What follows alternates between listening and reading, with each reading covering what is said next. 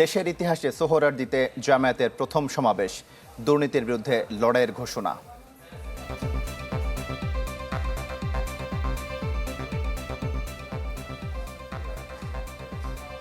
জামাতে ইসলামী যদি আল্লাহর ইচ্ছা এবং জনগণের ভালোবাসায় বাংলাদেশের মানুষের সেবা করার সুযোগ পায়, তাহলে মালিক হবে না, সেবক হবে ইনশাআল্লাহ।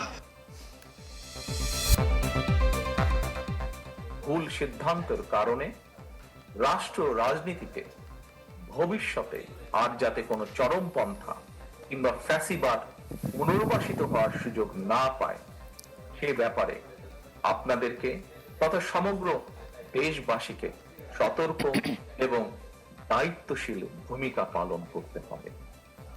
ভুল সিদ্ধান্তে পুনর্বাসিত করা যাবে না ফ্যাসিবাদ, নির্বাচনীয় সঠিক সিদ্ধান্তের আহ্বান তারেক রহমানের। নতুন কোনো গডফাদারকে সুযোগ না দেওয়ার হুঁশিয়ারি এনসিপির, চকরিয়ায় পথসভার মঞ্চ ভাঙচুর বিএনপির।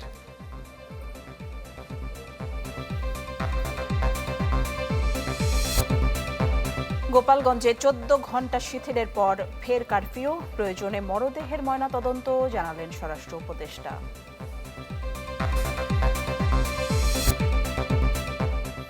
শুল্ক আলোচনায় শ্রম অধিকারের নিশ্চয়তা চায় যুক্তরাষ্ট্র, নিষেধাজ্ঞায় থাকা চীনা প্রতিষ্ঠানের পণ্য আমদানি নয়।